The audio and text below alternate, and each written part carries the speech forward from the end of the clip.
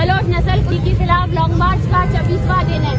آج ہمیں تونسا کی طرف جانا تھا لیکن انتظامیہ کی بوکھلاہٹ کی وجہ سے ڈی جی خان انتظامیہ نے ثابت کیا ہے کہ وہ سب سے فاشسٹ انتظامیہ ہے جو ایک پرامن احتجاج کو بھی آگے بڑھنے سے روک رہی ہے. ہم نے یہی اعلان کیا ہے کہ اگر ہمیں ڈی جی خان انتظامیہ نے ٹرانسپورٹ نہیں دیا تو اس کے بعد ہم پیدل جائیں گے.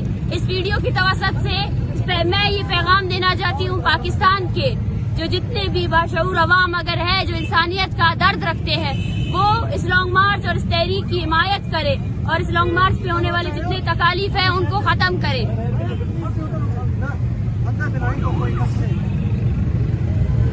اور جیسا کہ آپ سب لوگوں کو پتا ہے کہ گزشتہ 12 گھنٹوں سے ڈی جی خان انتظامیہ ہم جہاں ٹرانسپورٹ کا انتظام کرتے ہیں وہاں ان ٹرانسپورٹ کے اہلکاروں کو دھمکی دیتی ہے. آج جب ہم نے لانگ مارچ کا اعلان کیا تو ڈی جی خان انتظامیہ شیم ہونا چاہیے ان کو, وہ خود جہاں ہم ٹھہرے تھے وہاں آئے اور انہوں نے کہا کہ ہم آپ کے لیے ٹرانسپورٹ کا انتظام کریں گے. لیکن اگلے ہی لمحے انہوں نے پھر سے انہیں ٹرانسپورٹ کے اہلکاروں کو دھمکایا.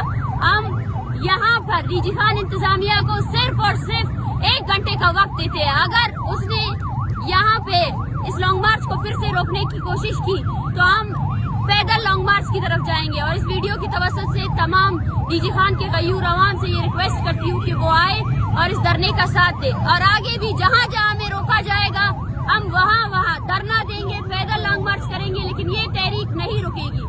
بلوچ نسل کشی کے خلاف یہ تحریک آج 25ویں دن میں نہیں بلکہ 70 سالوں کے بعد یہ تحریک آ کر یہاں رکی ہے اور یہ نہیں رکنے والی ہے. شکریہ.